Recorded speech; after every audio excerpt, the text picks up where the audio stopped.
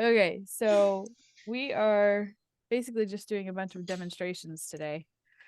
In other words, Oh, I'm doing a bunch of demonstrations for you um, on different advanced techniques, things that require a lot of tooling and stuff like that.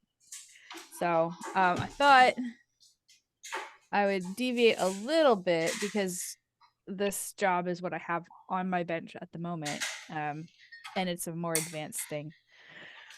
And talk about tone hole leveling.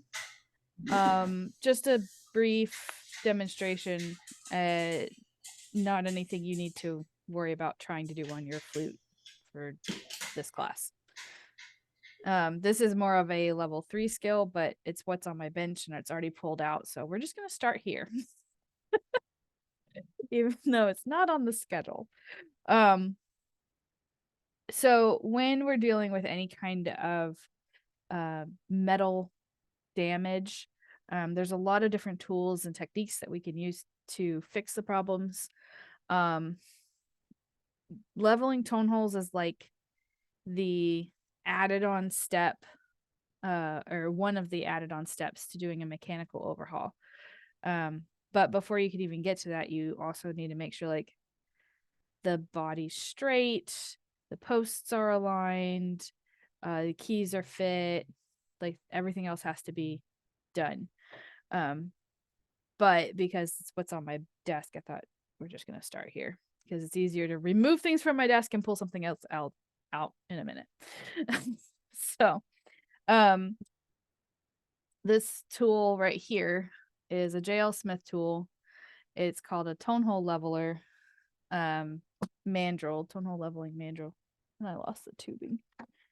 And it comes with extra pieces like this plastic sleeve, which is used so you can grip the mandrel without damaging it.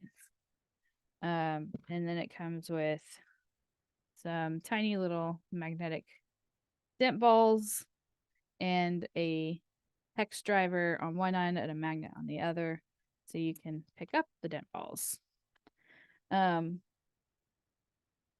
This tool is one of the things that if you go ever to order it from JL Smith, you need to like plan ahead, because they will be out of stock for like 6 months at a time. They're batch made, so they only make them like once a year or something like that. But the mandrel itself is a double-sided mandrel, so you can use either side as long as you continue to use the sleeve to protect it.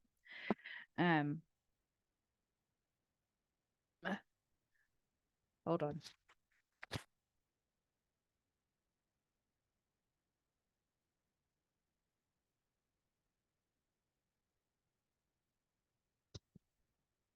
We'll see how long class lasts today. oh I no. don't know what's just happened. He was supposed to be doing computer work. And I just heard, oh my gosh, oh my gosh, oh my gosh.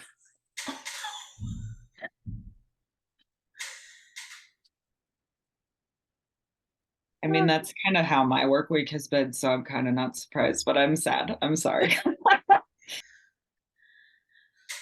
Okay, he's continuing to work. I think he just mixed pad sizes. Still much less aggressive than I feared.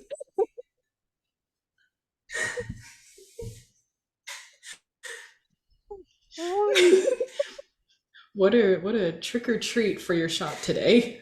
Uh-huh. He suggested modeling our instruments for Halloween. his fingers got stitches on it. It's like an idea. It is.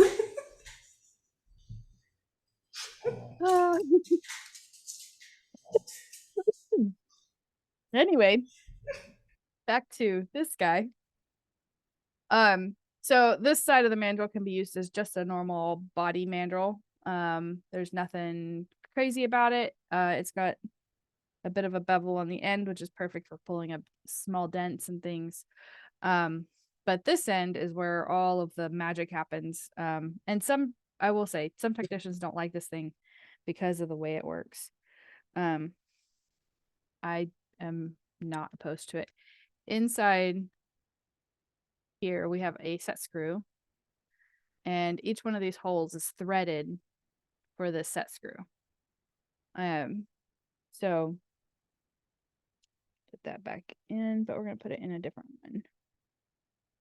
Go in. We're just gonna hold on to it. So there's screws inside of it, and this. There's one set screw. Oh, Just this one. okay. So you don't want to lose it. Hold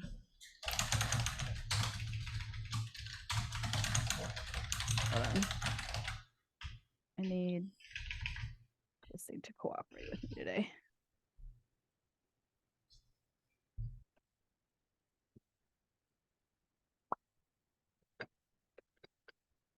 Nope, wrong way.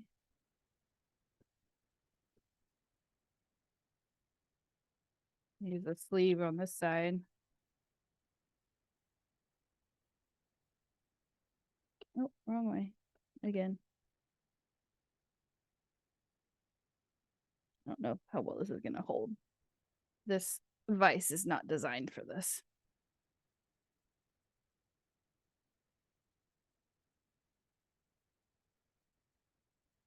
That might work. We'll see. Move that out of the way.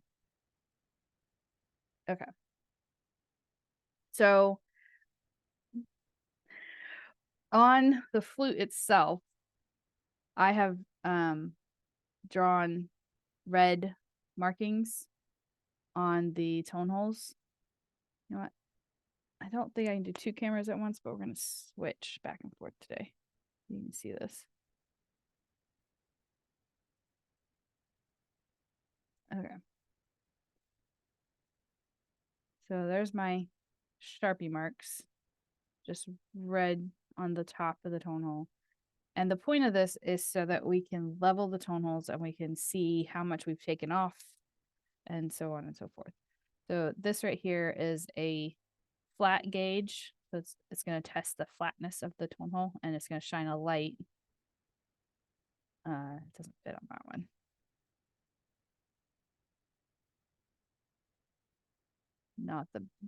This is not easy to do on camera, but you see the light coming through. You see it's hitting the two sides. It's not hitting the front, and it's not hitting the back. So the only place this flatness gauge is touching is on the two outsides of this one tone hole. So there's two ways I can fix that. And the first way is to just file down the top of the tone hole until we get flat all the way around. But I don't want to remove a ton of material. Now this one's not that bad. I probably could just go to that filing step, but just to kind of show what this tool is, I will do that first. The tone hole mandrel is designed to pull the tone hole up from the bottom in those low places. So what I like to do is touch that up. And then this is my flatness gauge, tone hole leveler. There's a bunch of different designs of these. This is the Straubinger design. It's just sandpaper on a very flat cylinder. So it's a precision ground flat cylinder.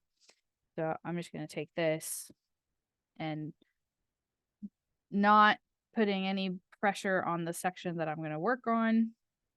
There's a couple different handholds that I use, but just for demo purposes, we're going to use this one.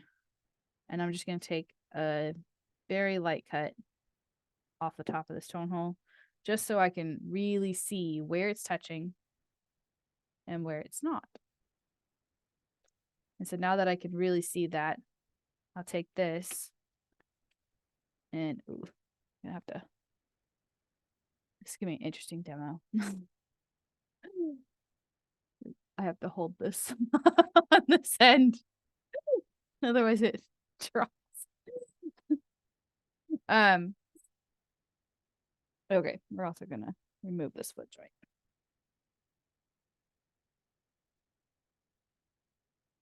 So I'm gonna find the hole that is closest to the size of the tone hole. And then the set screw is gonna go into that hole. Maybe.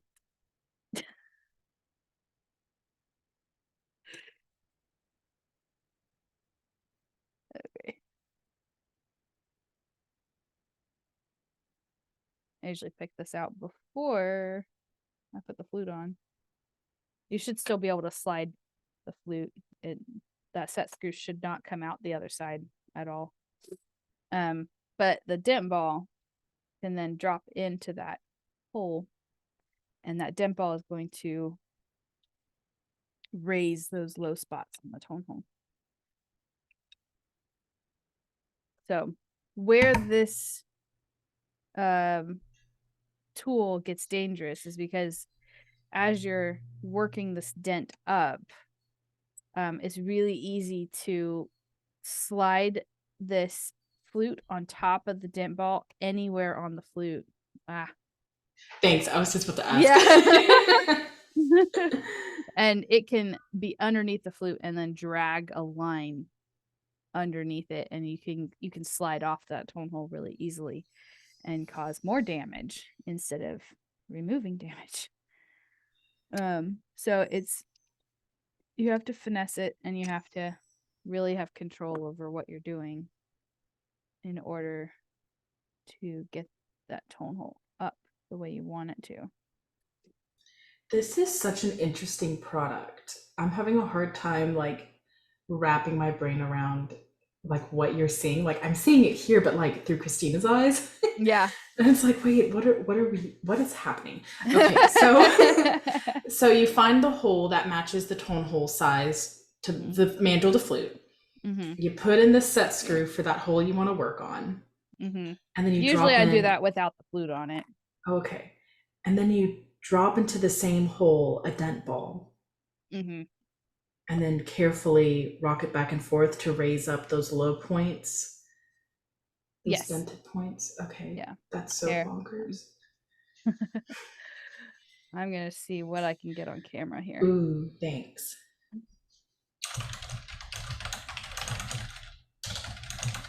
Does it basically just hold the ball in place so you could move it around in the tone hole? Sorry, say it again. So does it basically just hold the ball in place so you could like move the tone hole around it essentially? Yeah. Essentially, yeah. And you can raise and lower the dent ball, so you can pick a different spot that the dent ball's hitting. So like I can pull this out and lower this a little bit more. And now I can really get on the underside of that tone hole. And push that up. Could this technique be used for other dents, not just in the tone holes? Not really. Okay. Because the dent ball has to be higher than the mandrel itself. And once the dent ball is higher than a mandrel, you can't get the dent ball in without the instrument already on. So you have to have access through a tone hole. That makes sense. Yeah. There are mandrels that you can get that have there's like skinnier mandrels, and then you attach a dent ball to the end of those, and you can use that to pull up a dent underneath something where there's no access. And that's a pretty standard dent tool that we use across all the instruments. So any metal instruments at all. But so once I raise that up a little bit, I will go back in with my file very lightly take another cut and see where we're at. We're getting it to focus is fun. So it's not 100%, but it is a lot closer now. So at this point, I could just file it down to the point where it's completely touching all the way around.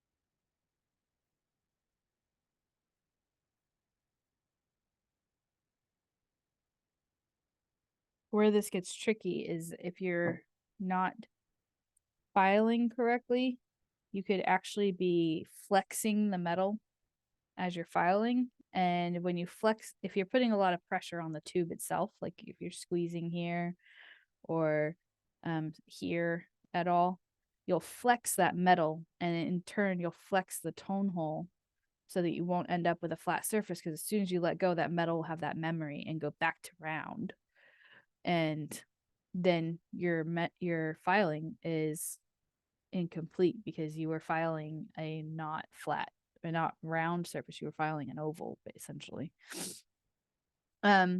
This tool here is a beveler, so that I'm going to file the inside bevel of the tone hole so that we get a curved or a beveled inside.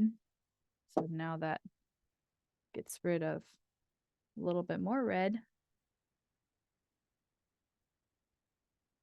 And then I have an outside beveler as well. And these have centers. So I have to find the center that's the right size, which that one's too big.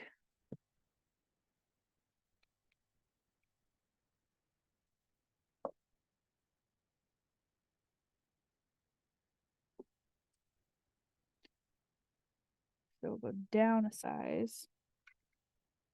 Just check it first. And with these, you have to be careful that you're not going so high up into that inner bevel that you're going to scratch the edge of the tone hole or the side of the flute when you're cutting with these, because they're an outside bevel. So they can, if you're picking the wrong size beveler, you can end up touching the body. So if you ever see a flute come in and it's got scratches on them, especially this middle spot right here, the high spot, we got scratches on both sides of the tone holes, evenly kind of spread. It's from one of these tools. And it's just taking an outside cut. Like so. Wow. That's the fancy way of leveling tone holes. For student models, I have a system that's a little bit easier to use than this thing. That just takes the top cut. I don't really do a bevel cut on them. But some people think, and maybe it's true, I haven't really delved into it, that if the tone hole has a really wide top on it, it's harder to set a pad than if it has a thinner top. So by beveling it, we're actually thinning down the top of the tone hole that the pad's going to be sitting on. So theoretically making it easier for the pad to sit on the pad, on the tone hole. These here are the Jim Schmidt or JLS tone hole files. It's a different system. I've used them for years though. They use 3 different grits of file. They have a 300, a 600, no, not 3, 600, 800, and 1200 grit.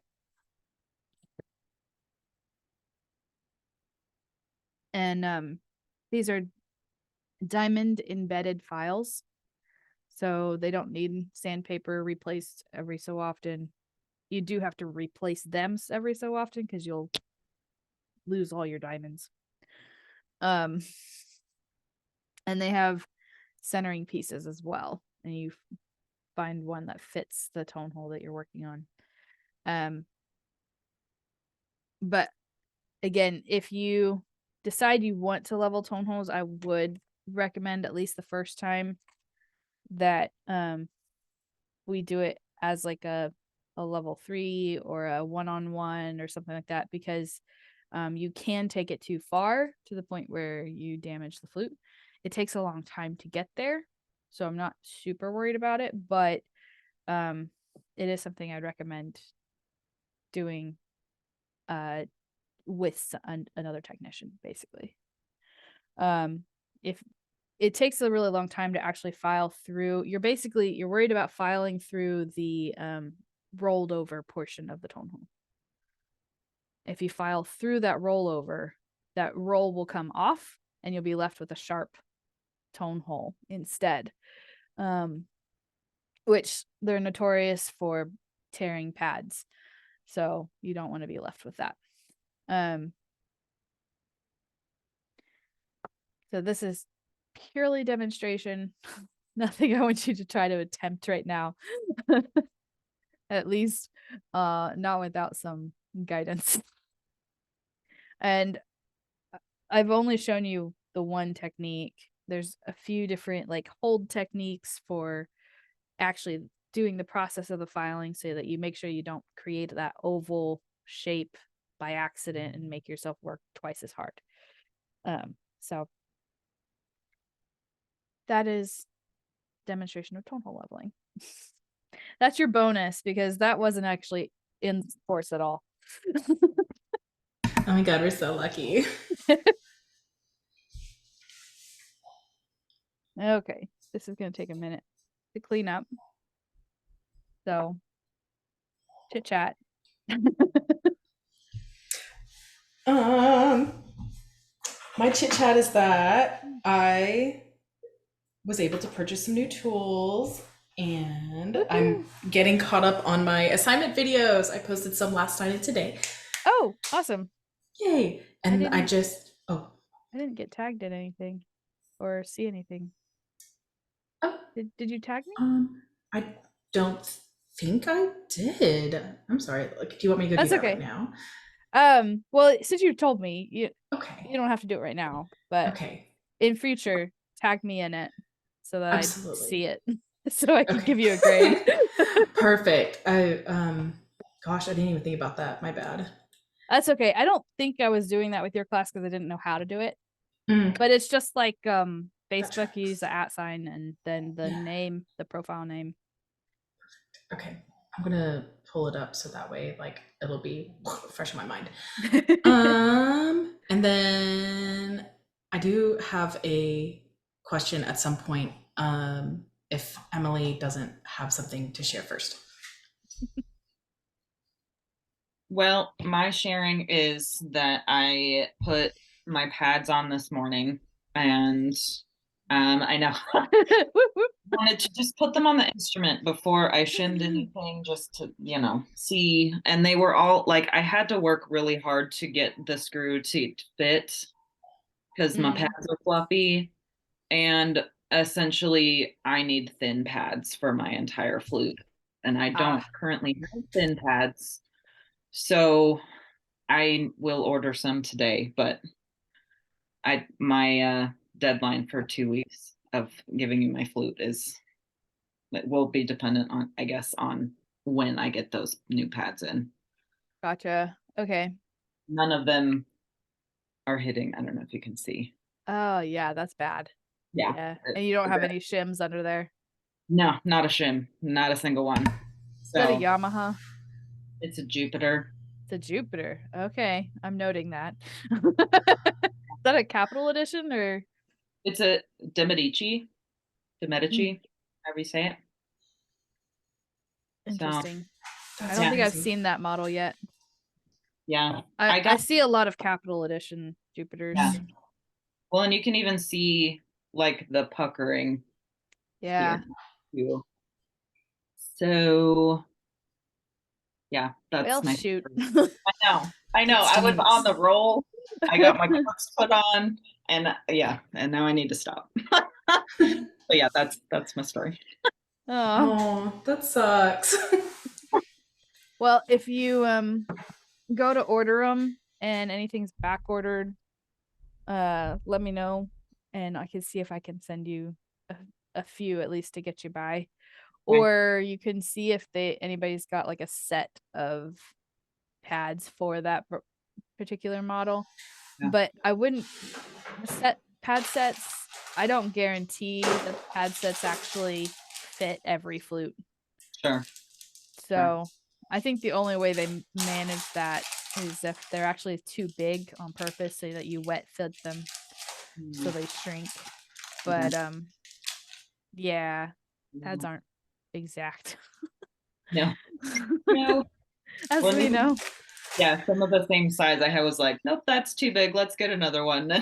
Oh my So gosh. I Yep. know this summer though it took about 2 weeks for my pads to come in. So timing's not great, but that's fine. Yeah. Well, yeah. I just ordered Votah this week and I didn't order flute pads. I ordered saxophone, clarinet, and another two types of clarinet pads. And they were shipped out the next day. Oh, And beautiful. they've already arrived. Oh, well, So wonderful. if Hopefully they're in stock, Votah's really fast. okay. It's just like I do have like 3 or 4 sizes that are back ordered. Okay. So that might be your only issue. Okay. If you go with them. JL Smith, I ordered them on the same day and they still haven't shipped. So Oh, my JL Smith was really fast. I ordered just a few days ago and it came in. But well, how big was your order though? It wasn't as big as yours. Yeah, I sent them a $2,000 order. So Jesus Christ. and that was my bare minimum. No. I was going to send them $2,500 and I sent them an $800 order. We cut it way down. Still. Yeah. In the past, my JL Smith orders have taken a long time, but this one I feel lucky. When my JL Smith orders come fast, I do feel lucky. They're not fast. They really aren't. I actually went through and was very specific on everything I ordered. I filled out my cart and then we went I first thing I removed was anything that was listed as back ordered or made to order. And then we then cut it down 2 more times by cutting down the quantities because my wish list of quantity was way out of my price range. So just means I order more often than some techs, but I know techs that will order like twice a year or once a quarter and they just order these massive amounts and I'm like, I don't even feel like I go through that in a year. Golly. So I don't know what they're doing. Shenanigans, that's for it. My goodness. Yep. Okay, we're gonna talk about swedging next. So I'm gonna grab the stuff for that.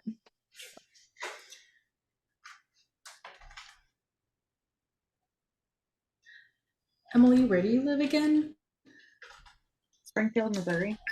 Missouri, that's right. Thank you. Yeah. Did y'all get a cold front too?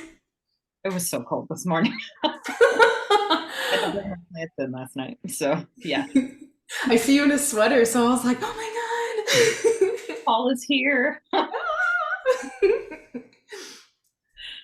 Oh, we got a little one. I'm in San Antonio, and I think this morning it was like in the 50s. Very happy. Very happy. Yeah, it got down to 35 last night. So I was like, oh, okay. Time to bring out the sweaters. Yeah. What's y'all's high today? That's a good question. 62, so not bad. Ooh, Yeah. you lucky duck.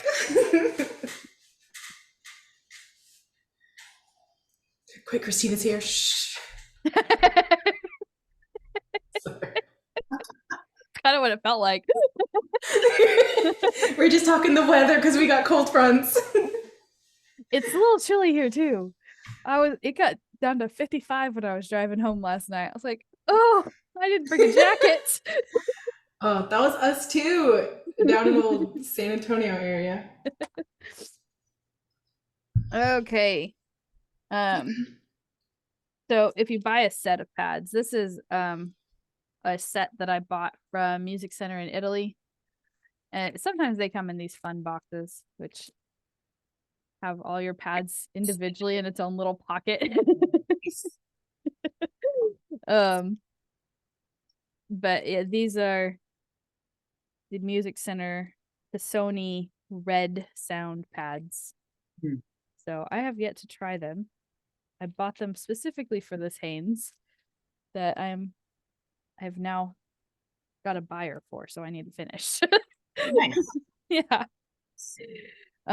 And this is something that's fun. If you can get this like static cling blue tape. And it will not perfectly, but it will help keep off fingerprints. It'll protect your the flute body from scratches while you're working on it. And it helps after you've polished it to keep it shiny, because no air is getting in between the tape and the silver to oxidize the silver to tarnish it. So Nice. this actually was complete, like the polishing on this was completed in 2019. And I do keep some anti-tarnish strips in here with it, and it's not perfect. The head joint is seeing some, I don't know if you can see it on this camera, but some fingerprints and stuff. I didn't wrap it, and I'm getting some white in spots, so I'm gonna have to polish this again anyway. But considering I haven't touched it really since 2019, not bad. And it's How not hard black. is it? How hard is it to put on that blue cling tape? I am not the best at it. As you can see, I have a bunch of wrinkles. You really shouldn't. I was about to be like, it looks. I thought it was a blue Like flute when I wrinkles. first saw I it. thought so too. Dang, that's. Yeah. I've never heard of that. That's so cool. It's a, I forget what the stuff's called.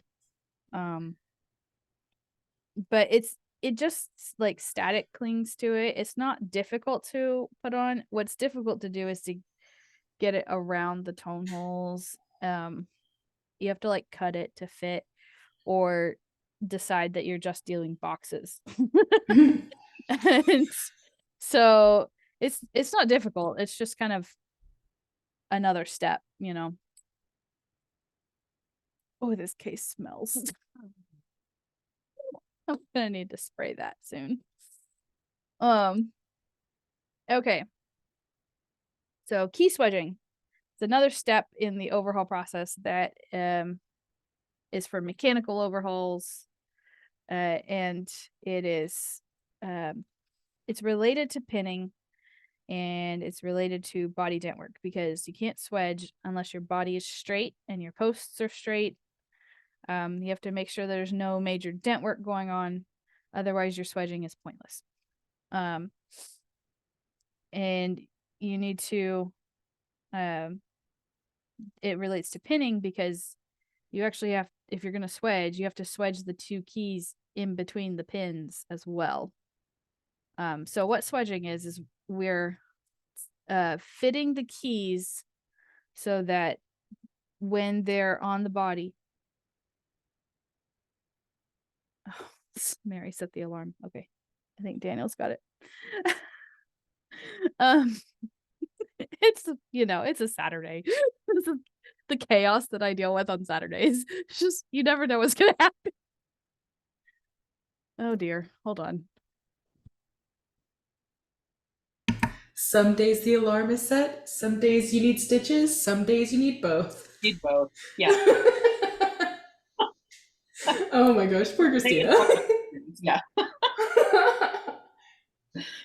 Oh goodness. Oh my gosh, I need to ask her a question. Like, Mm. I'm repairing my own flute.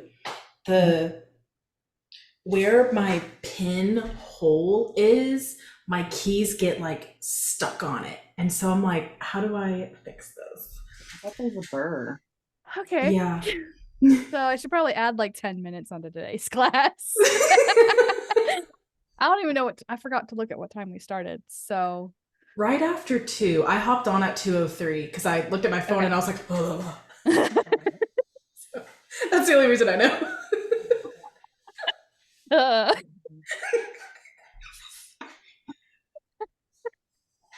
oh, this is a good group. I was just gonna say.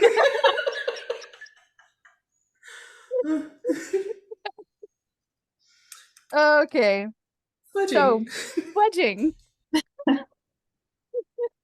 Um, wedging is tightening the keys mechanisms so that if you were to slide them back and forth, they actually you don't want them to move back and forth. And the whole point of that is so that when the keys are moving, the pads are going to hit the tone hole in the same exact spot every single time. So we don't want any side to side motion. We don't want any like rocking motion on the rod screw. So up, twisting like this. So we get rid of all that by doing something called swedging. Tools for that are like swedging pliers. So let's switch cameras again. Okay.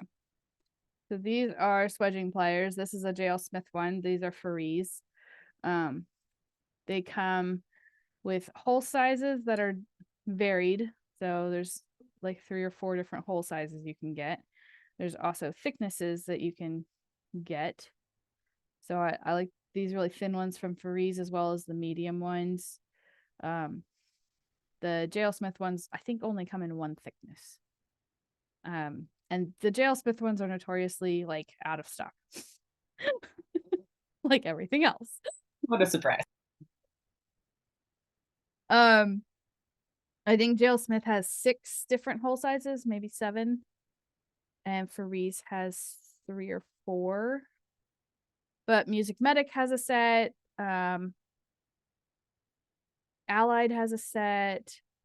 The main thing is that whatever you get, you need to make sure that the center hole here is polished to a high polish. There can't be any scratches in it. There can't be any burrs left on it.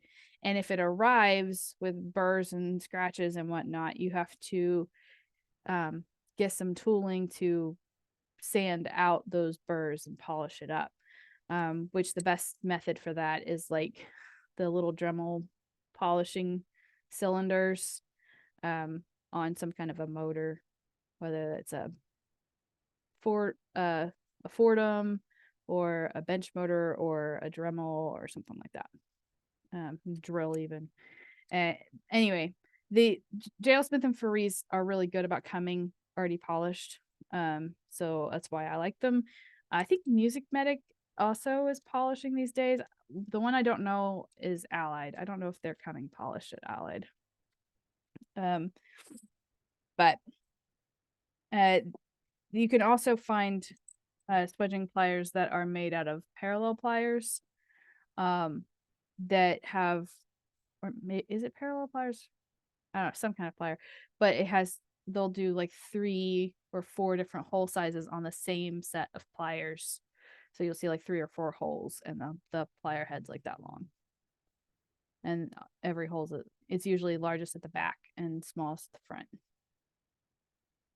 So that's kind of handy because you don't have to have a bunch of pliers. You just have one, but depending on who made it and how well they made it, your swedging pliers is only as good as it's polished. So okay, so with flutes, because of the pins, we have to basically swedge twice. The first time I swedge all the pinned keys, and the second time I swedge the rest of the keys and the pinned keys to the flute. So Now, this is okay. This one's okay. This is the trail keys. And you'll see on the end of these keys, there's nothing, like they're cut flush with this arm here. And if I flip it around, it's cut flush with that arm. So there's nothing on the end of this key for me to grab, to stretch, to elongate, to swedge this key. So all of my swedging has to be done on this piece that I remove from the pin, from the rod. So what I do is I swedge this little section here to elongate it so that this key will then hopefully no longer move side to side in here. Can we go through that one more time, please? Yes, I'm gonna pull out the pinning mechanism, pinning tool, and unpin this and show it to you. Okay, But perfect. Thanks. yes.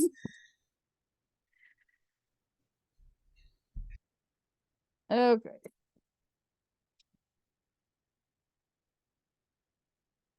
This just takes an extra minute because it's pinned. So, lovely.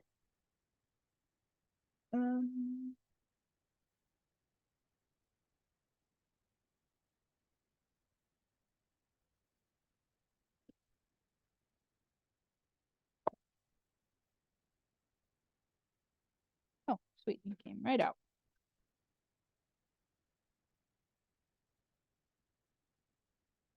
Love that this is not rusted and it's been sitting open for 4 years. Yay.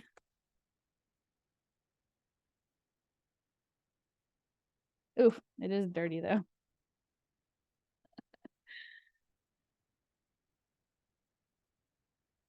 Okay. So first I do a test fit. I'm gonna put this back to, ooh. Okay. For a second there, I thought it was bent. We're good. So test fit.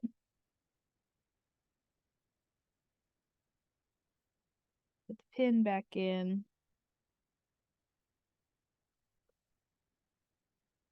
And we hammer it all the way down.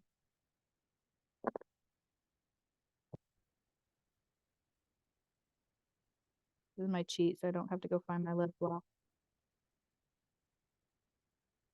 Okay, so now that's all the way down. Then I'm going to move this side to side and see how much gap we have going there. I don't know if the camera is even going to pick this up because I can't show you both sides of the key at the same time.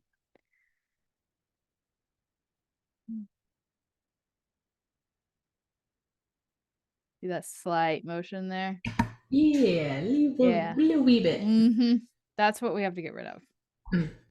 And we do that. I'm going to do it with this pin still in place. Not that you should, but might cheat. I just take these swedging pliers and squeeze on the end of that. Release, squeeze, release, squeeze. Just kind of work my way around that key.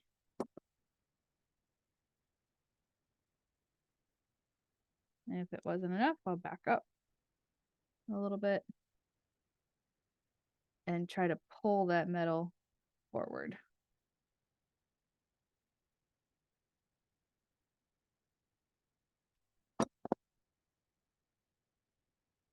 And you know you're doing it right when you get it stuck.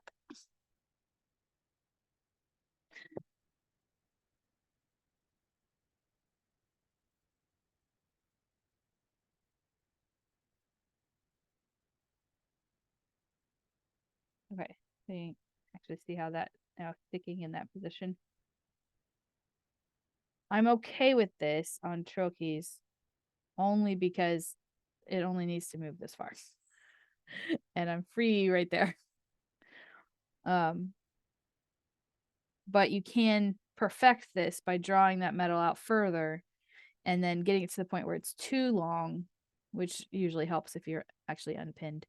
But once you get it too long, as you're pulling this metal, it doesn't pull evenly all the way around. Some sections pull faster than others. So you end up with kind of a lumpy edge. Well, that is what makes it so that it doesn't want to turn all the way. It likes having that straight edge to turn on and get full spin.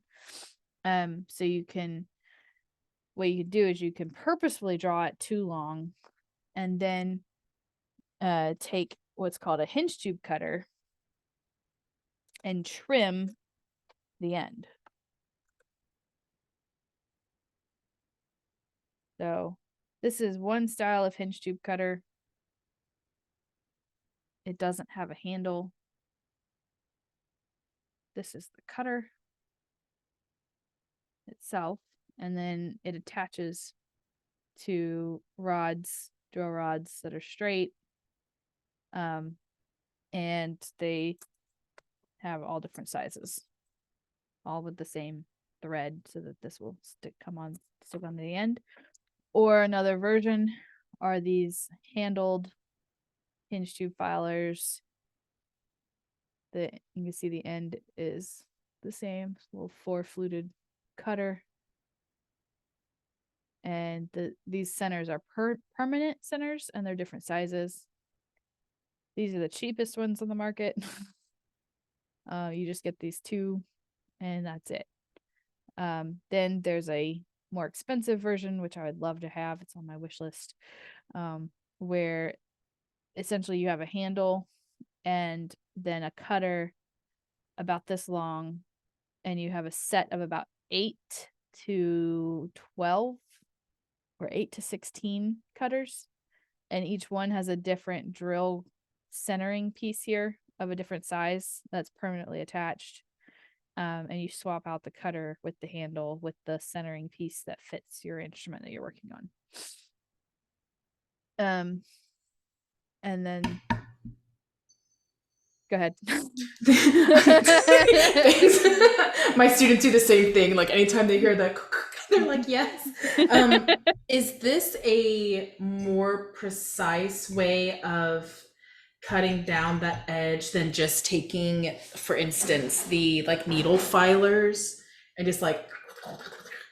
Yes. The when you're using just a needle file, what can happen is as you're cutting that file cut, if you accidentally go in like this, you may only cut this edge, and you may not actually cut it flat.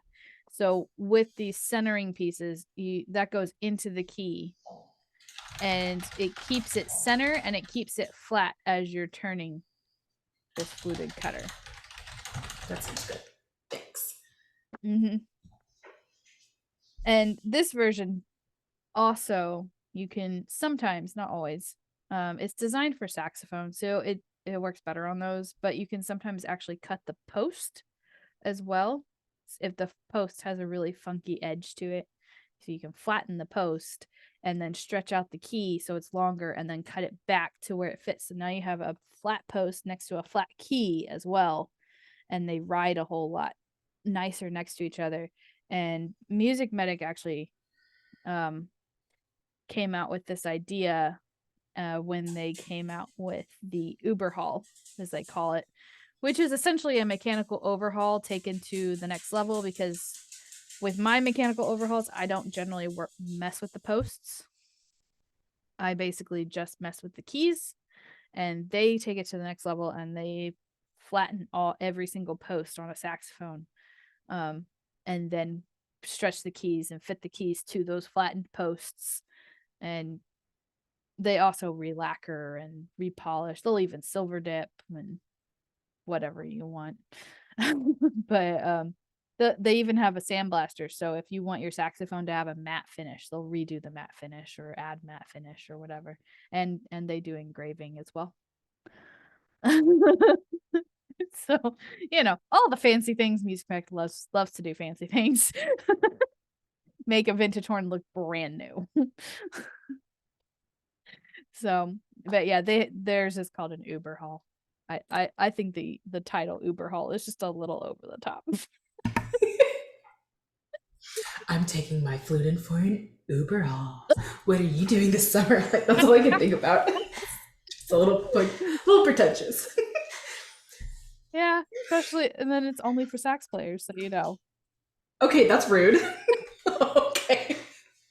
I don't think they do it on flutes, but I don't know. I could be wrong. Maybe they do.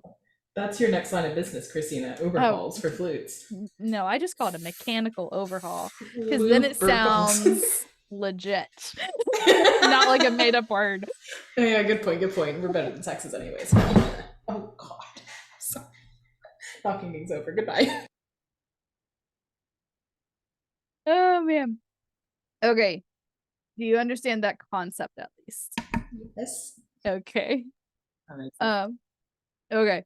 So basically you do this to every single key, every single pinned key through the entire instrument. It takes a couple hours, if not longer. So I don't want to sit here and do every single one of them with you as a demo though. I think that was a good basic idea on how that works. When you do the keys that, you know, don't have a pinned mechanism with it, you're just putting it on the posts itself, testing it on the posts, pulling it off, fixing it, putting it back on, testing it again, just over and over and over. So it gets a little monotonous, but you know, there you go. That's what wedging is.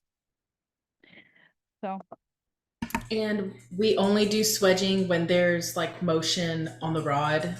yeah, you're trying to get rid of all of this slop in between Yeah. these two keys. So you can see there's still a tiny little bit on this one. If I was to be putting Straubinger pads on this flute, this would not be good enough. Straubinger pads on a flute is essentially the flute's version of an overhaul or an Uber haul. Like you have to have perfection on your flute before Straubinger pads actually work for the long term. You can make them work for the short term, but they're not going to stay that way unless you go in and you actually tighten up every single key mechanism on the flute. There's other things that we do to help with fitting. So like these posts where we have a pivot screw in place instead of, you know, a rod screw, we can do something called countersinking if the pivot screw has a head. And that's where we countersink the pivot screw into the post to go a little bit deeper to remove any slop in between. Let's just say, because this key has the pivot screws on either end, we're trying to lock the whole set of keys in place between those posts. And we want that pivot screw to stop at that perfect spot so it doesn't over tighten the key, but it doesn't under tighten it as well. You're trying to find that sweet spot in the middle. And so you slowly, ever so slowly, remove a little bit of metal inside the post so that that pivot screw goes in a little bit further so that this doesn't have any side to side movement. Or if you go too far, the next step is that we have another tool that will go in here and you match the taper of it with the screw that is on the flute so that you get the right taper angle inside here, but you can recut this hole so that the pivot screw actually goes into the key a little bit deeper. So it's everything is back and forth. It's like you're trying to fit one thing, and if you go too far with that fitting, you have to try to fit another thing so that you can go back. And the whole time you're trying to not remove enough metal that you've gone all, you know, all the way through the post. That's ideally not what you want to do. And then there's other things that you could do as well. You can like fill the head of the post with some material if you feel like you've gone too far. You can recut the threads in the post and start over. It just depends. Like everything you do is just more money into that instrument. So A, can your customer afford it? B, do they know it's happening? You need to tell them. and C, is the instrument worth it? So everything you do needs to always come back to that. But this is also trying to make a imperfect instrument as perfect as it can be. Because the world's not perfect. You're never going to get hit, 100% perfect. But the flute world has kind of gone from let's just make a flute to somewhere in the 70s, 60s, 70s, 80s went to let's make the flute precise. And so since then, everything we do with high-end flutes anyway is all about making it more and more precise and precision fit so that everything works as quickly as possible, as lightly as possible, and as consistently as possible. Cool. Any questions before I put all this away? Is there any reason why a tech would say no to swedging They will that you know of? say no to overhauling a flute that isn't worth it, Got it. or that they don't consider worth it. There are some instruments that I will do an economy overhaul on, and I won't swedge. But I would never do a mechanical overhaul on because it's not worth my time. Mm-hmm. And then another technician will look at that same flute and they'll go, it's not even worth the economy overhaul because it's not worth my time. Mm-hmm. So that's just up to the technician themselves. If they see a flute that they hate working on, specific brand, model, whatever, and they're like, no, I'm not touching that flute. I don't want to work on that flute. They don't have to. And they just tell the customer, sorry, my hands are tied. I'm not doing it. Find somebody who will. Or find something that's worth my time is the other answer to that. Is I would rather sell you this flute over here that's brand new, that works properly, and it'll work for the next 10 years. That checks.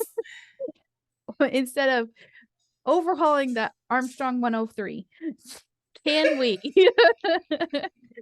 sell you this Jupiter brand new?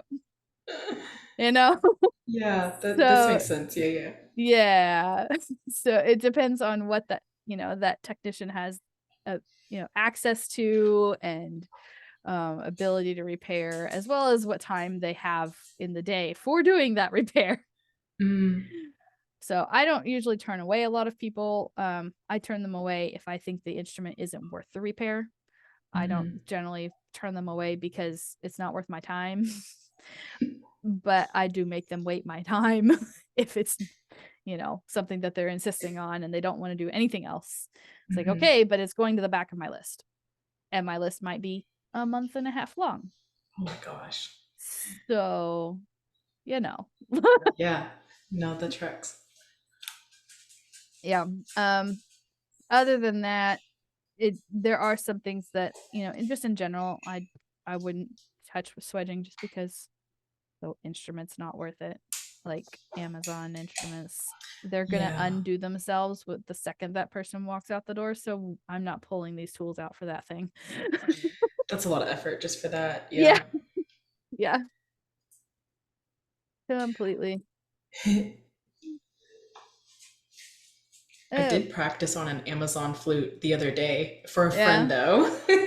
How'd that go? It actually went pretty well. I just hope it sticks. And he just plays it like on the side for jazz band. And so I was like, I'll play around with it for $100. And I got the pads shimmed, replaced the funky ones, and got it adjusted and cleaned up and everything. And we'll see how it goes. I haven't returned it just yet, but there's so many students here that will get like the etude flutes off of Amazon.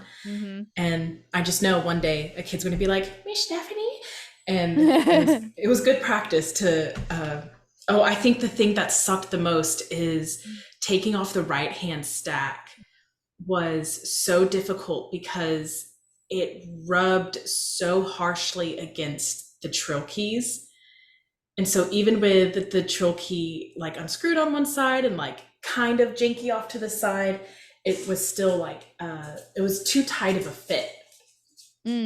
So taking it off and on to do shimming was difficult. And I wonder if all the etude flutes are like that, if it's just not aligned properly or like designed properly.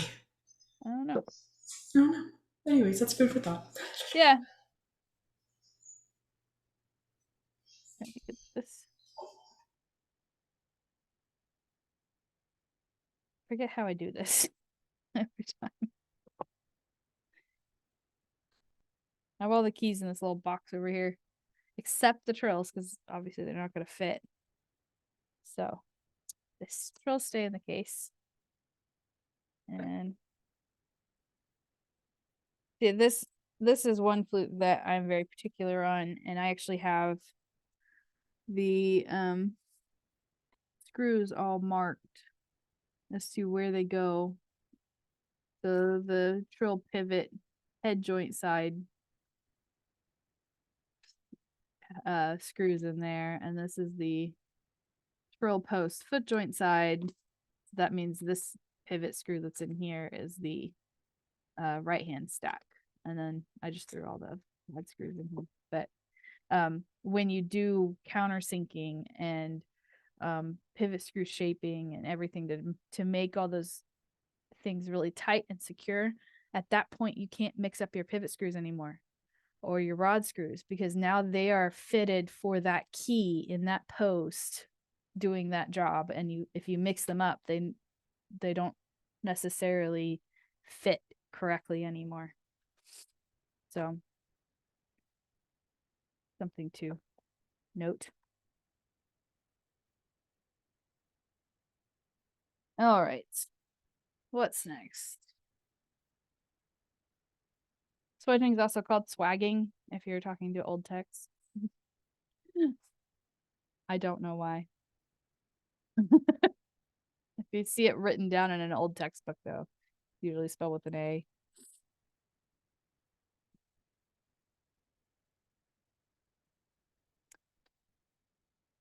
Okay. So I have here what I call as my bang up flute, or my dent flute, a flute that I don't care about. And if you want to know, it's an Armstrong Reynolds. I have like 5 of these just sitting here waiting for me to finish their overhauls, and it's probably never gonna happen. Oh man. Okay, so this flute is the one that I like to pull out when I'm just want to bang stuff around and kind of show you some light dent work or bent body work or anything like that. So let's first check and see how this is sitting right now. I would guess. Can you guys find the dents on this thing if I flash it around a little bit?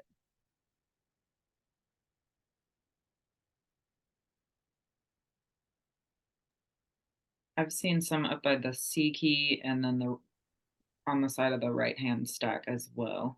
Mm-hmm. Looks like there might be one by the second A key. Yep. Not the. There might be one by The the G A. key, The excuse G me. key. Yeah. The G and the G sharp. Yeah. Yep. Yeah. Um. Very good. So this dent here and this dent here, if you see dents, in these areas or one right here across where 2 tone holes are hitting, there's a good chance that that body is no longer straight. And if the body's not straight, anything you do, you can make keys work on a non-straight body, but it's not going to be fun. And most likely some of the keys are going to freeze in certain positions. So one way to test a body to see if it's straight, and we may have talked about this before, but if you have a body mandrel, I've actually managed to get most of these dents out. At least straight enough that it actually spins freely on a body mandrel. But I can very easily, put that dent right back in. And now we have Stephanie. You're like, what the I heck? hated that so much. You're just like, let's put that dent back in. Oh, jeez.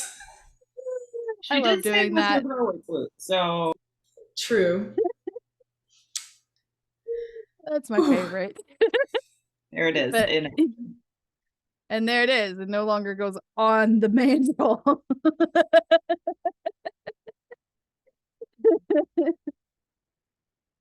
Oh, I can get it. There it goes. And now that mandrel's past that dent. But as you can see, it no longer spins. It's just, stuck. So there's a couple tools that we could use. Obviously, if you can get it onto the mandrel, great. You can start working that dent out. But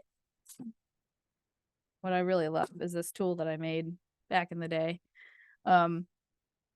Strawbringer sells it now, but anyway, I made this one. It's pretty handmade, on a lathe, so not completely handmade, but it's just a piece of Delrin. It's like a 1-inch piece of Delrin that's been sanded, or not sanded, cut down to the size of the bore of the flute. And I wish I had time to make a bunch of these because they would be great for students to buy really cheap. What it does is it keeps the flute from collapsing when you're trying to straighten it back out.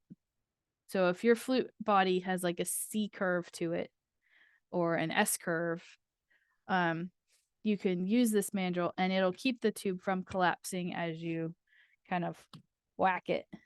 And what is that called again? It's just a Delrin or a plastic mandrel. What the plastic mandrel? That's to hold the flute as a tube. To keep it from collapsing as you're like whacking the body straight. Whacking the body straight. Is that what you're doing right now? Are you trying to whack it? Yeah. What are you whacking it against? Or just the desk. Oh my god. Okay. Okay. Plastic mandrel, hold the flute as a tube / keep it from collapsing as you whack it against the table. But notice when I'm doing that, I'm not whacking the flute itself. Right. I'm hitting this. You can, if you're working really straight with it. I'll go to the edge of the table here. If you're hitting the ferrule on something that's like a towel or something on top of the table, you can use that to straighten the body as well. And you're just letting the flute, the weight of the flute, and you're trying to keep this end perfectly parallel. So you're trying to keep your hand parallel to the table so that as it's going down, the flute is whacking and trying to get straightened back out in that manner. And I mean, all just that work has removed a good portion of that dent already. And it's not perfect. This is still really hard to get off. But at this point, I would, since I can get it onto the body mandrel, I would be working on the mandrel itself. Using a plastic hammer like this. Usually with the mandrel in a vise, but this is easier. And with dents, we work from the outside in.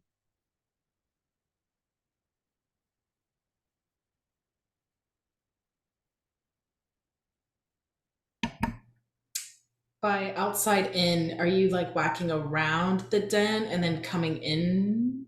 Is that what you mean? I'm working from the point of the dent into the center, and the point of the dent into the center.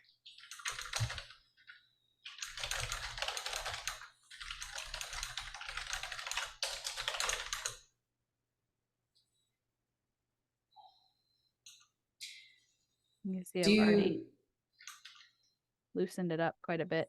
Nice. Yep. Do those hammers you're using have specific names? This this is what I call the magic hammer. But it's called a canvas hammer. Uh-huh. And this one should be in your kit, or maybe we took it out. I'm not sure. I have not received such a hammer. This is the small canvas hammer from Furries. Perfect. And then the other one. This one is, I forget where I got it. I think it's J.L. Smith or Votah. These are Delrin hammers, and the heads come in all different shapes, sizes, what have you. This is just the design that I have, and I personally like. How do you spell Delrin? Delrin. Okay, cool. Thanks. And with these, you want to keep them as polished as you can, because any little scratch or whatever can potentially show up in your silver. So this side right here should probably be polished again. It's kind of, it's not bad. They're not high yet, but it really should look like that there. Be nice and reflective without any nasty crap. So to polish them, I just take them to the buffing wheel, and I have a wheel I prefer with a compound I prefer, and just and it's done.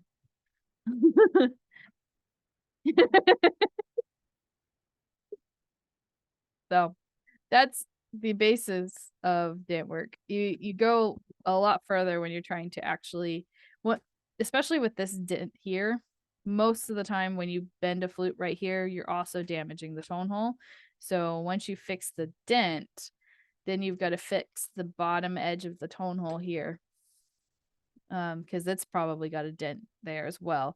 And then you have to check and make sure that you're round on your tone hole. And if not, you have to round out the tone hole. And once the tone hole is actually round, then you have to level it. So it's a whole process whenever you have a flute that's really bent. At this point, I would suggest send it to a tech. Send it to somebody else who's got the tools and the supplies, and they have done this a few times. So if you want to get into this stuff, this is another thing that I would be like, let's do some one-on-ones. Let's do some, the level 3 is all one-on-ones. That's all it is. So, specific, let's work on this project together kind of lessons.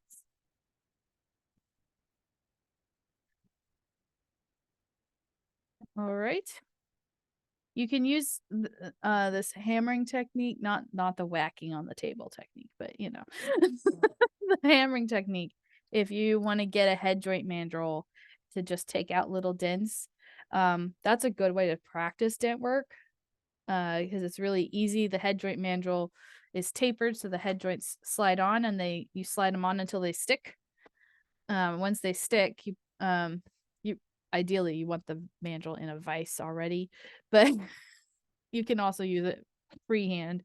But you can work on any dent at all, and a good way to do this one, I think I already did dent work on this thing. Yeah, I did some burnishing there and there. This thing's got nothing. I'll just go back here. What you can do, that dent obviously is in there pretty good. It's going to be a permanent scratch mark in the plating on this flute. Plated instruments, it's really hard to get like the dents and things and scratches out, because then once you get them out, you're basically down to brass. But let's say this dent here, you see that right there? You can take a Sharpie and circle it before you start, and kind of use that as a guide as you're working on it. And then the main thing with any hammering dent work of any kind is that as you're working on it, your hammer, the center of your hammer should be what's hitting wherever you're aiming. And you want to do most things with a glancing blow. So you're going to hit and glance off the instrument. And as you're working through the dent, you're working through the highest point in the dent first. So with this one being a dent this way, the highest points are usually the two edges of the dent. And so you work into the middle of the dent. You can also work this way into the middle, top and bottom, north, south, east, west kind of thing. And you're just trying to smooth everything into the dent to raise the dent back up. You can also use the edge of the mandrel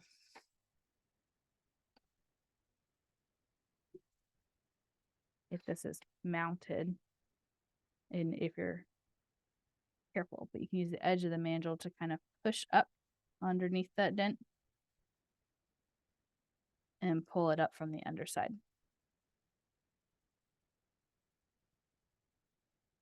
So a lot easier to do when this is mounted.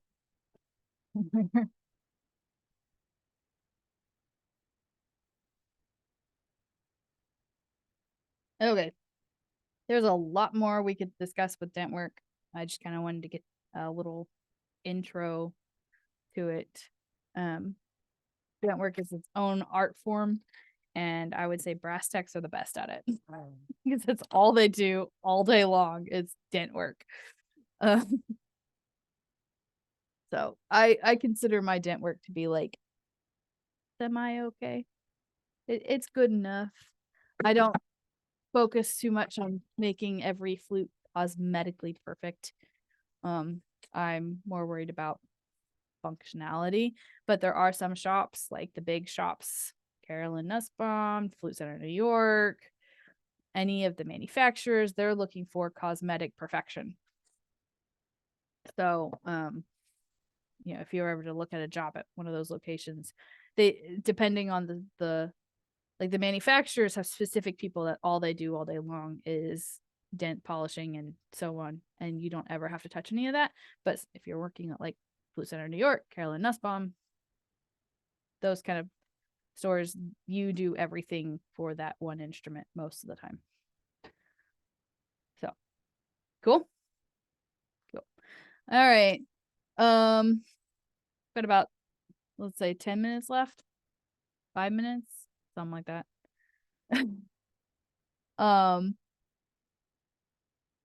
We've done swedging, we've done key fitting, which is the same thing.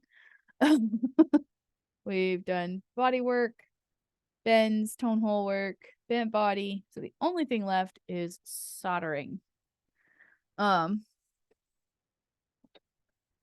I don't have a lot to solder, but what do we have here? Oh, I did solder this back together. Cool. We can do that. Hold on.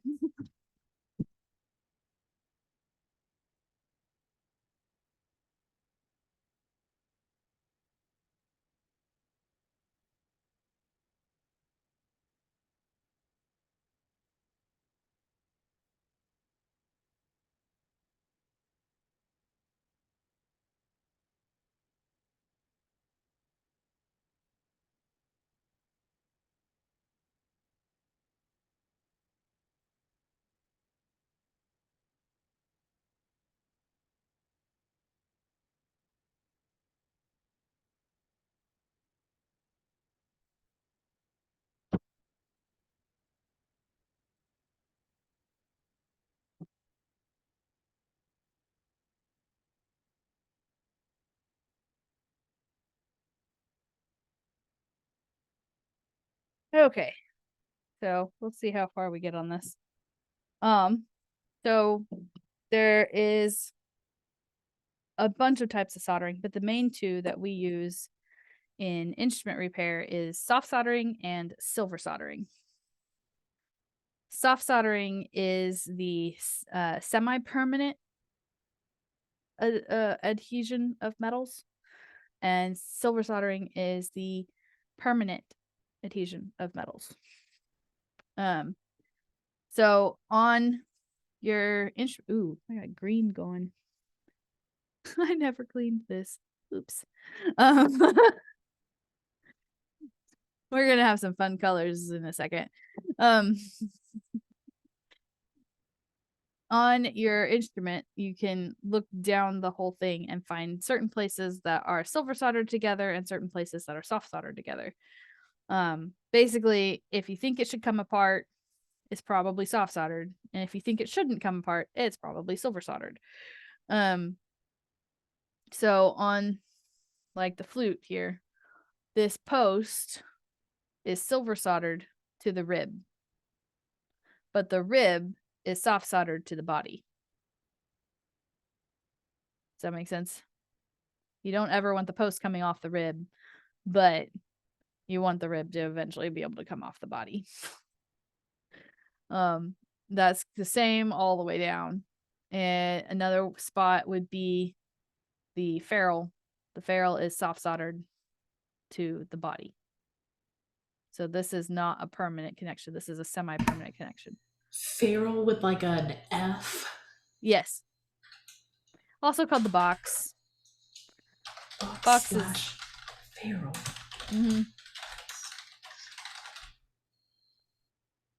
Same thing with this box down here. This is going to be soft soldered to the foot. Wow. Yep. And these boxes, when they're made, they are cut to size. They are not drawn or honed to size. So drawn or honed is what's happened with the tubing.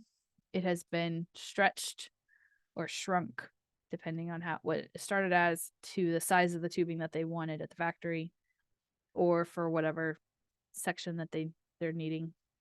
But this box here was a solid piece of metal that was cut to shape and fit perfectly. So it's been honed with a honing machine. So another spot I like to look at on flutes is the thumb key here. So if you look at this thumb key, you can see that both of these posts are silver soldered onto the same rib, and the rib is soft soldered to the body. And the rib, come on, focus. You can see it's split right here. So it's not connected to the main rib. It's its own thing. That's not ideal. Ideally, a really good design is where this post is silver soldered to this rib, and that this post it's on its own rib, because the thumb key is notorious for getting rusty and rusted into place, or the key gets smashed and the rod's bent and it's permanently in place essentially. And by having this rib for this post separated from the second post here, it's really easy to unsolder this post when it's extremely bad and remove this post completely and be able to pull those keys off and then pull the screw off. But when they're attached like this, then we can't do that because they're attached to the same rib. If you pull it off, you're just going to pull both the keys and the rib and everything off all together, and it's not going to do what you want. So in that case, when you have this thumb key rusted or bent or whatever, and these posts are attached to the same rib, the only way to get them off is actually to cut the rod screw and potentially cut the keys, so that you can peel them off and break that screw loose and hopefully not completely break the screw so you can unthread it from the other post. And then at that point, the only ways to make the keys fit again is to swedge them really bad or put a bushing, a little silver bushing in place of that section that you cut off the key. So that's why this isn't my favorite design, but it does work. Let's see what this flute has here. Same thing. On the same rib. So these are older flutes. Newer flutes, typically that second post is separated from the main. Little things to look out for. It's like the if you look at the pictures of my custom Haynes flutes on my website. I don't know if I have these posted. but they should be on my Instagram somewhere. But the flute that's on my website has a add additional key right here. And this additional key, the rib for it is completely cut out and separated on its own. And then there's a second head for this post here. So that key connects between a post that's back here on its own rib as well as onto this post here. It can be completely removed without affecting the flute whatsoever, and a new key could be installed here so that it doesn't feel like a awkward thing with a pointed key there. Anyway, it's a custom flute for a short nib finger, so the player had this finger cut off as a child right about there. So, don't do crazy things as you're as a child, and you won't have to have a special flute made. Okay, so on the head joint, we have both silver solder and soft solder. The embouchure plate, the whole thing, is soft soldered to the head joint. However, the embouchure plate itself is silver soldered to the riser. So when you pull the embouchure plate off the head joint, the riser should come with it. Make sense? Okay. I'm going to try to clean some of this green off real quick. You guys want to watch this demo, or should I save this demo for another time? We are at 3:30. I kind of want to see. Yeah, I'm game. Okay. Now, if this makes crazy fumes, I might stop the demo because I don't have a ventilator in here. I don't have a vent hood or anything like that in this room. So the last time I did this, I'm going to take the embouchure plate off the head joint flute. And the last time I did it, I didn't clean the flux out. So the copper is coming out of the brass. All that green is the copper coming out. So when we're soft soldering, that's the only thing I'm showing is soft soldering. You have a flux. Show that with the actual flux. And then soft solder, and you can get soft solder in different variations. This is a 50-50, so it's 50% lead, 50% tin. You can get 60-40, 70-30, 80-20. Basically, every time you go up on that first number, you have less lead, so it takes more heat to melt. The more lead is in it, the less it takes to melt. Now, you can get lead-free solder as well. I don't know if this is technically lead-free or not. But there's another one called Stay Bright. I don't know what's in it. I haven't used it myself. But that's a solder that I was talking with a technician at Miyazawa this week. That's what she uses, something called Stay Bright. So there's tons of solders out there. You should consider that there are health hazards with things like soldering, especially melting lead. In particular, you can get lead poisoning and stuff like that. So you really should be doing this with a well-ventilated area. Specifically, a hood vent would be best because it's definitely drawing all the fumes and whatnot away from you. But here we go. Did you say the higher the lead number is, the higher the heat needs to be, or the lower the heat? So the first number is tin, the second number is lead. Oops. Okay. And yeah, or whatever alloy mixture that companies come up with. Mm-hmm. The higher the lead, so the higher the second number, the lower it needs to be to melt. The higher the second number, aka lead, the higher the heat.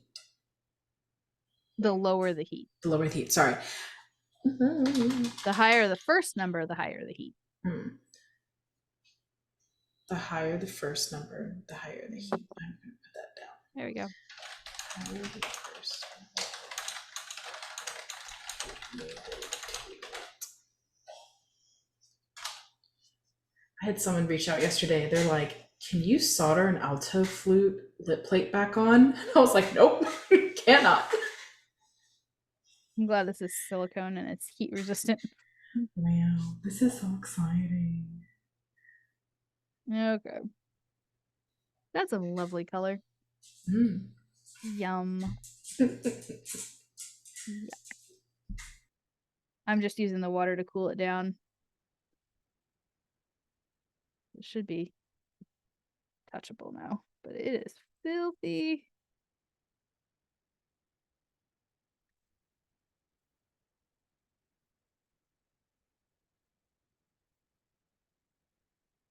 That is gross.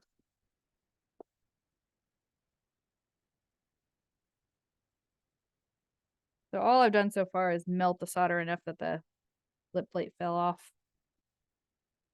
So now you can really see what the head joint looks like. And I think the way they make head joints, they don't actually cut that hole until the lip plate is soldered in place. I could be wrong, but it could also depend on the manufacturer. So that hole ideally should be the exact size as the embouchure plate.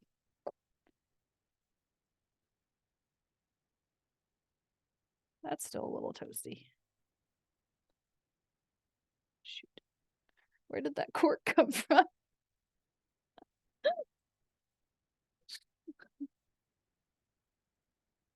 Oh, my desk. There's a mess.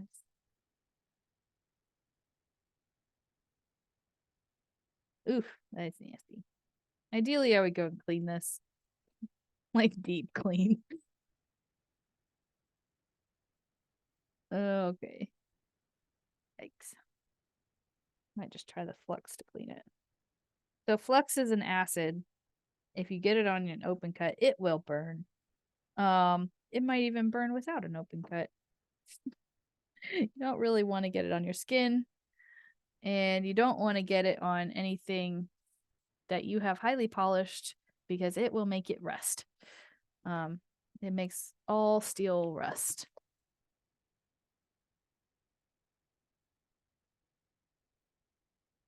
We're gonna do a little bit of cleaning just for my sanity.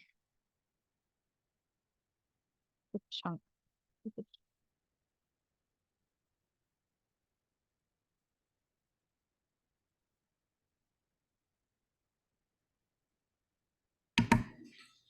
Did you say flux is used to help clean some of this that you're doing? Yeah, so Okay. the way solder works is that it will flow wherever it is clean, the metal's clean. If the metal is not clean, the solder will not flow, therefore it will not stick to the two pieces together that you're trying to stick together. Got it. So flux acts as you can get the metal clean, but if you were to go in with the solder and no flux, as you heat it up, the metal is going to oxidize and therefore no longer be clean because the oxidized layer is going to be in between the two pieces of metal and therefore the solder will not flow. Mm.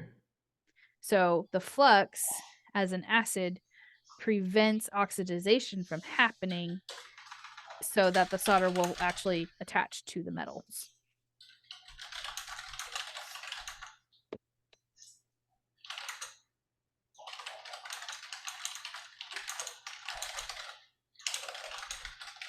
Thanks.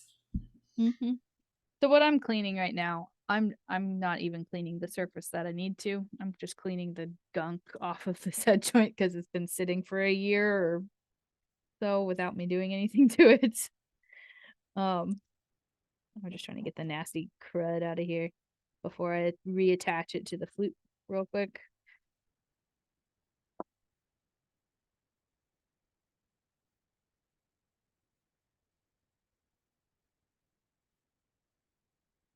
Okay. Chunky stuff gone. But what's really important is that these surfaces where you see the shiny lead, they need to stay shiny. And a lot of the times when you're soldering, it's because not because you just unsoldered something, it's because somebody brought it into you and it has fallen apart and it needs to be redone. And in that case, if I was to let this sit overnight, all of that lead would become foggy and it would no longer be clean solder that I could just reattach to each other. It would have to be cleaned first. So one way that's really easy to clean it is to scrape it. I'm just scraping the green crap off this thing. But you can scrape the solder as well. Like that. And you can't really tell the difference, but you can tell where I scraped versus what was just smooth solder. The scraping gets that oxidized layer off the top, and that cleans it really quick. Another way to clean it is to heat it back up and melt it, and then use, if you're really daring, you can use your finger, but I prefer a Q-tip to wipe off the dirty solder and expose the clean solder underneath. So, take this. So,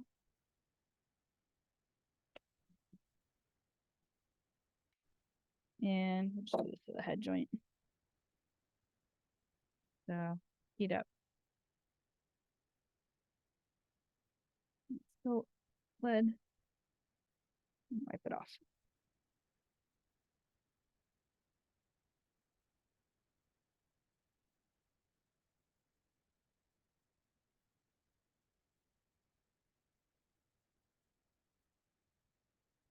I can't believe you just said you can use your finger if you're brave. I had technicians in Colorado, that was their favorite thing to do, was just use their finger, because then they're not left with Q-tips everywhere. Yeah. And if you're fast and you're quick at it, it supposedly doesn't burn you.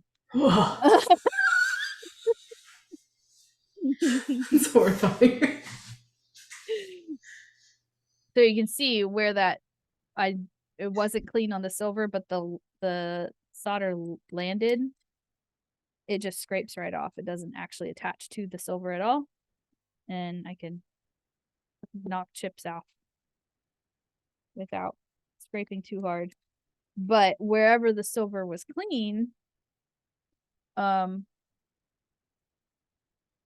you can see it spread really well. So that's where it was clean the last time. Whenever I reassembled this the last time I did this, it was really clean there and it flowed everywhere. And so it kind of spread past its borders where I wanted it to go. So there are ways of preventing that from happening. One being a dirty instrument, and you only clean exactly what needs to be cleaned, but that's being really meticulous about it, and no one has time for that. So, another way is to prevent that lead from spreading by limiting how much solder you're putting into the piece.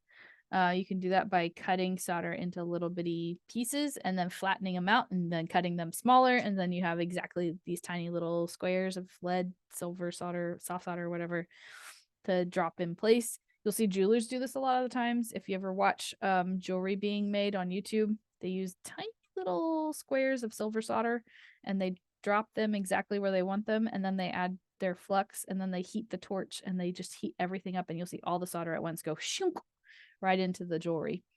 Fun to watch. It's very satisfying.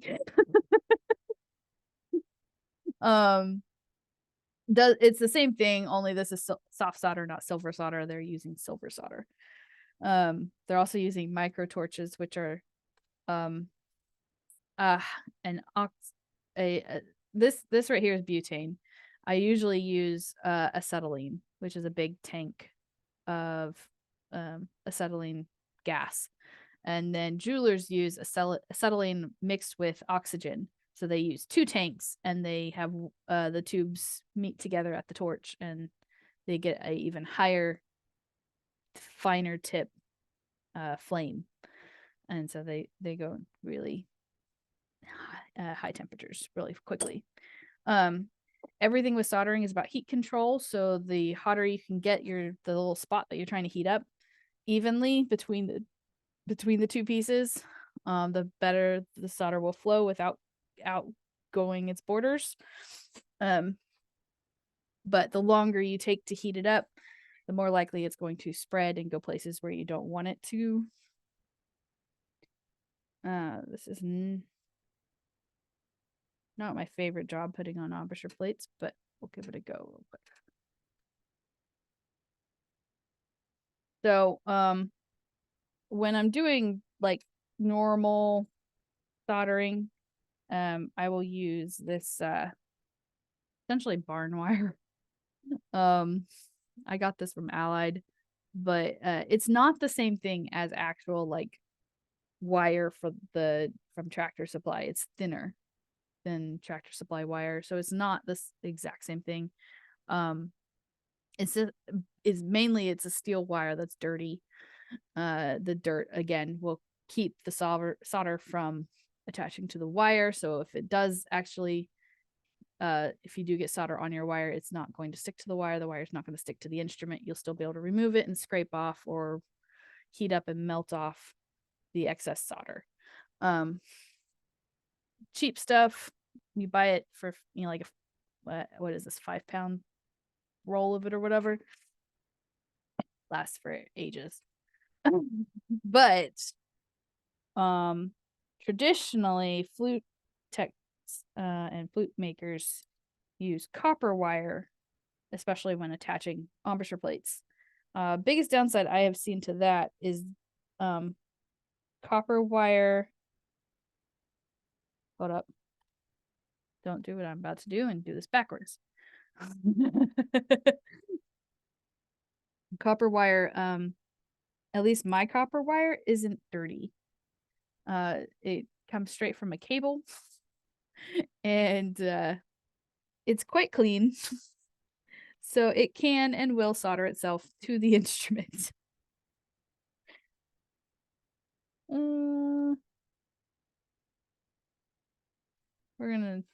This is not going to be perfect.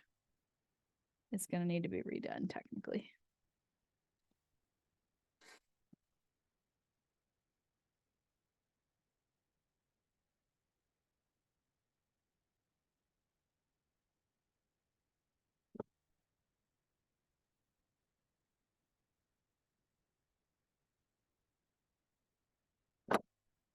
I also find that copper wire, it will break at the twist really easily, which is annoying. And everything with soldering is down to your setup. How did you set up the job? Did you clean everything properly? Did you leave any gaps? Like I know looking at this, because I'm doing this very quickly. Come on. You see that gap? You can see it for a second. There it is, right there. That gap under the copper wire, the embouchure plate to the body. There's a huge gap in there. As soon as I get this hot enough where that solder is going to melt, this thing's going to drop and it's probably going to fall off this flute. So if this doesn't work, oh well. But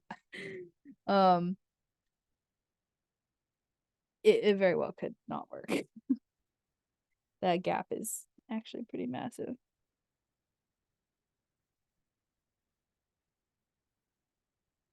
So the longer you spend on your setup time, the better job you're going to have when you're done.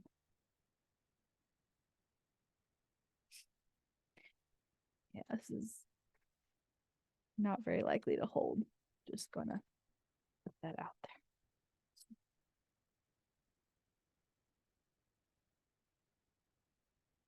I also don't have. Can I do this? I'd rather do this device.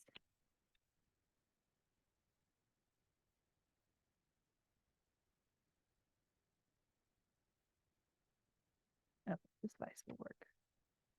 Going up. Head joint mandrel. I don't think I'm going to go all the way on because otherwise I would never heat up this tube. So we're a little off to the side here. I'm going upside down so that hopefully any excess solder will fall in instead of spread all the way on the outside of the flute here. And I'm not going to cut solder just because I just don't care to right now, but I am going to drop some flux in here. Yeah, this is going to be a problem.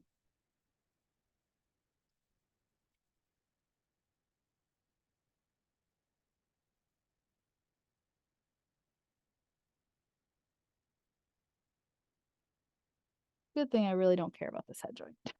It sits on my shelf all year. This is the only thing I've used it for in 2 years, is demoing to students. I actually sat with the head joint off for like a year, or the embouchure plate off. Okay, so since the embouchure plate is thickest, I'm going to start by heating that up.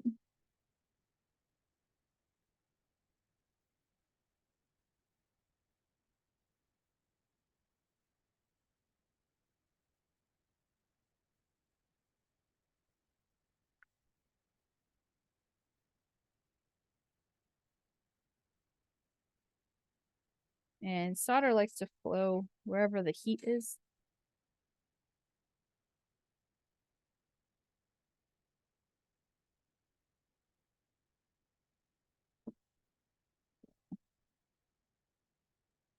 Add a little bit of weight.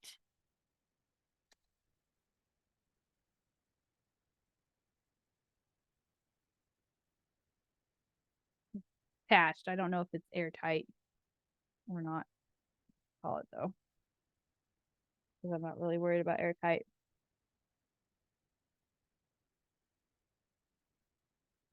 But that right there should be fully attached.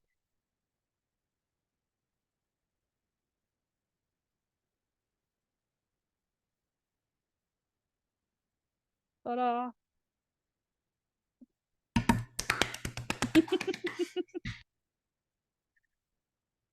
And once it cools down, I could do an air tightness test by plugging up both ends and then doing a suction test on the lip plate. Would recommend doing that after you clean out the flux and all the nasty crap.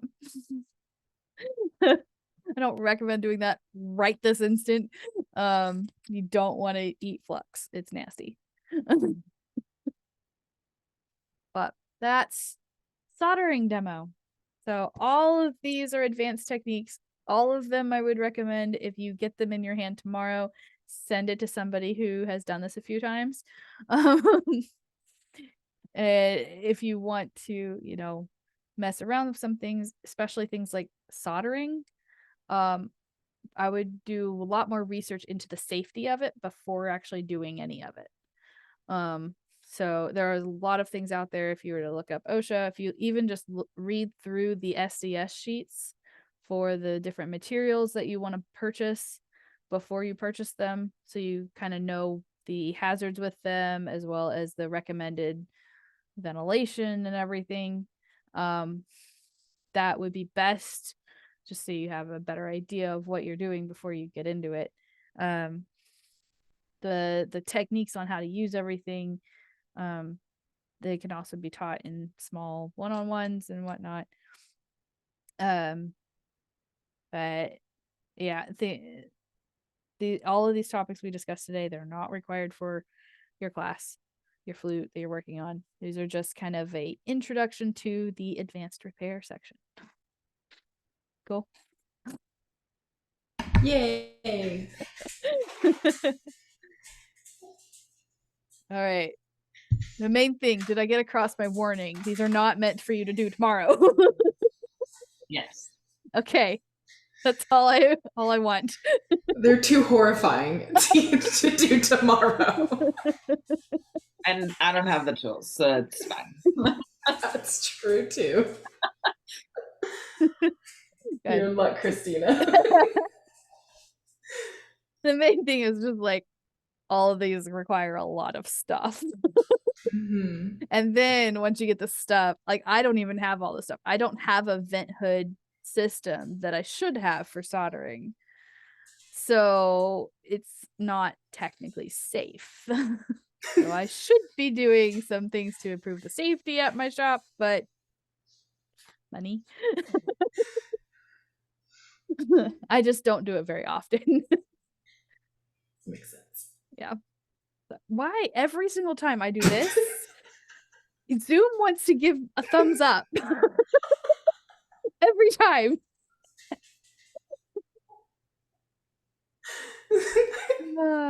Okay. So, any questions on anything we did today, or even your project flutes before we go? I do have a troubleshooting question for my project flute. Mm-hmm. As soon as this is done, I'm going to do my padding. I know I'm behind, but since I got some tools in, I'm able to catch up pretty quick.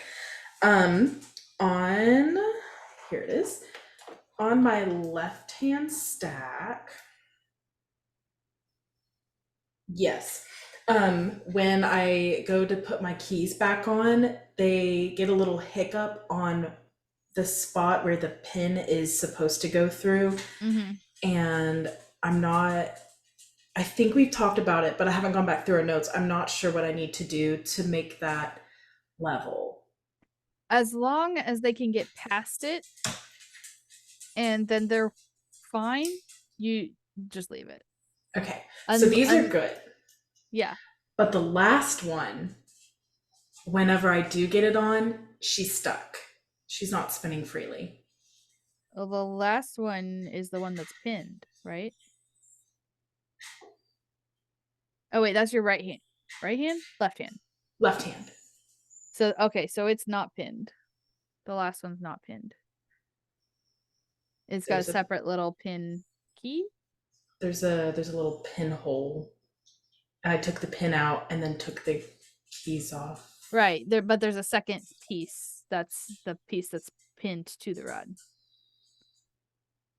The little bitty piece with the adjustment screw plate. This is what I have. Unless I did something completely wrong. Right hand, left hand. Left hand.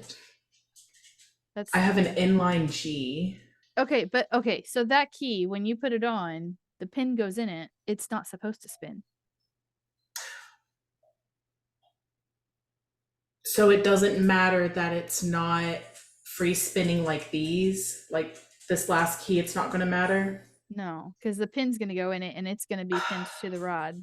That makes so much sense.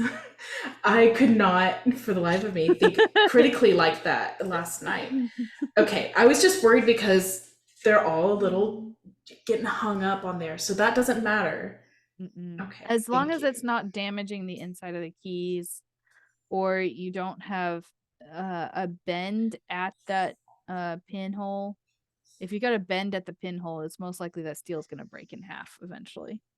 Okay. I did not notice a bend last night, but I'm gonna redo it today because I got tired last night. Where that is on the rod, it's probably not bent because it's on the very end. That makes sense. It's the ones where there's a pin in the middle of the rod.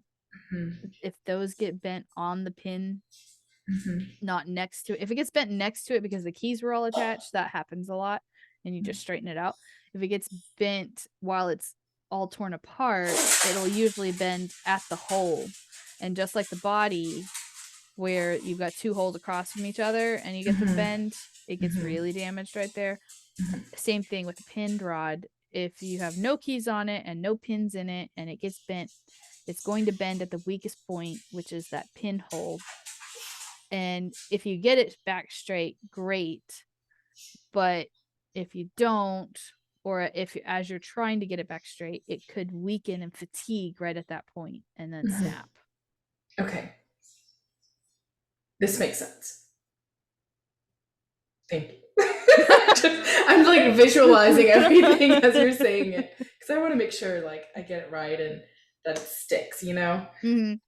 Okay, cool. So I'll finish that up today then. Thanks. That's my only question so far. Surely there will be more later. Okay. It's 4 o'clock. Oh God.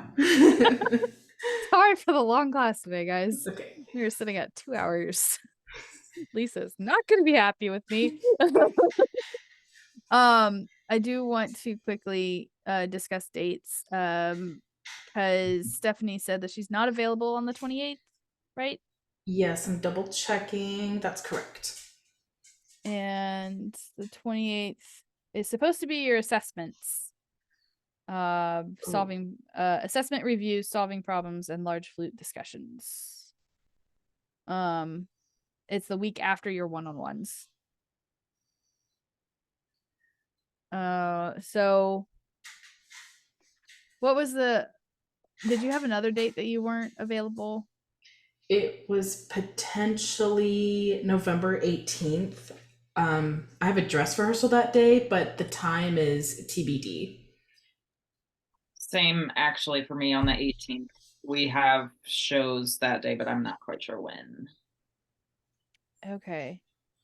The 18th is another assessment day.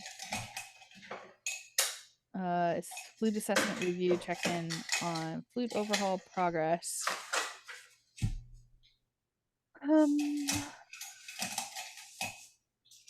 So November 4th is when we're supposed to start piccolo.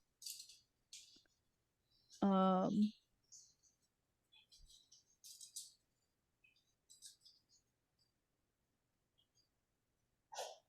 next week is supposed to be you guys talking about your flutes. And then the week after is supposed to be one-on-one assessments. But if we need to move that for people who don't have their pads, we can move that. And then the week after is more piccolo.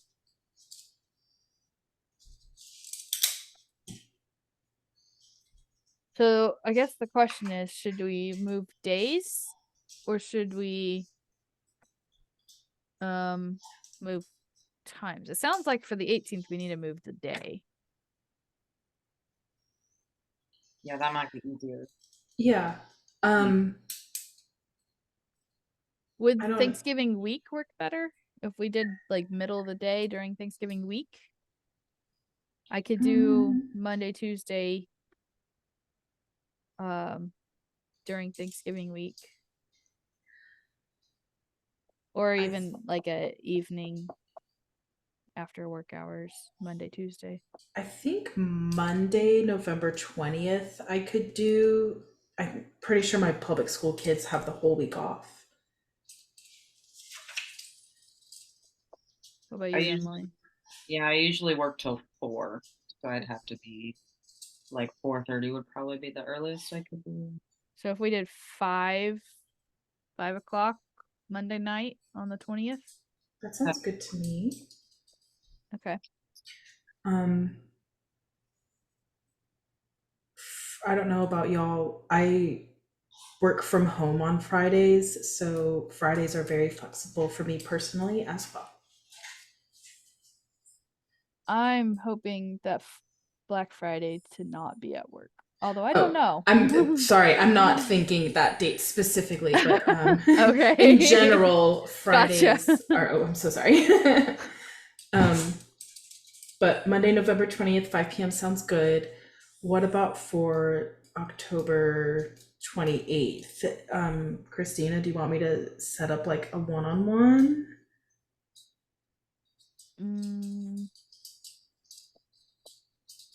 I'd rather find a time for everybody to meet. Okay, that's fine with me. Because that's the week before. Sure, we just move the one-on-one, but the 21st is one-on-ones, or the week of the 21st is one-on-ones. We could flip that. We could move the one-on-ones to the week of the 28th, and then you just pick a time that week, and then the week before we do assessments. It would do two things if we did that. It would give you another week to ship your flute, and it would allow for the issue with the 28th to be resolved. I like that. I think that, yeah, I think that would help Emily out too if her stuff doesn't come in time. Okay, so we'll move the one-on-ones to the last full week of October, and we'll move the 28th assessments to the 21st, and we'll just meet on the 21st at normal time. Okay. If that works. Yes. That sounds great. Okay. And okay, just double checking. So that one-on-one for encompassing the week of October 28th, that's when we need to have our flutes shipped to you by? Yeah, you'll need to ship them probably by the 23rd at the latest. Okay, great. Perfect. So what we might also do, what I might do is move that assessment review part to November 4th, and then start Piccolos on the 21st a little bit. We'll just do large flute discussion and maybe some Piccolo discussion on the 21st. Okay. The assessment review is really like, let's talk as a group after everybody's had their one-on-ones, and let's see how everybody did with fixing their issues that we discussed during the one-on-one. So the assessment really should be after the one-on-one, but we will move things around. I think it'll help. It'll give everybody another week to get pads in that they need to get in and stuff like that. Perfect. So if I forget this next week and start going off my syllabus again, just knock me on the head a little bit. So perfect. Okay, We got so this. normal time next week. Normal time the week after. One-on-ones the week after that. Yes. Okay, cool. Yeah. Let's at least get that far. We might have to review this again.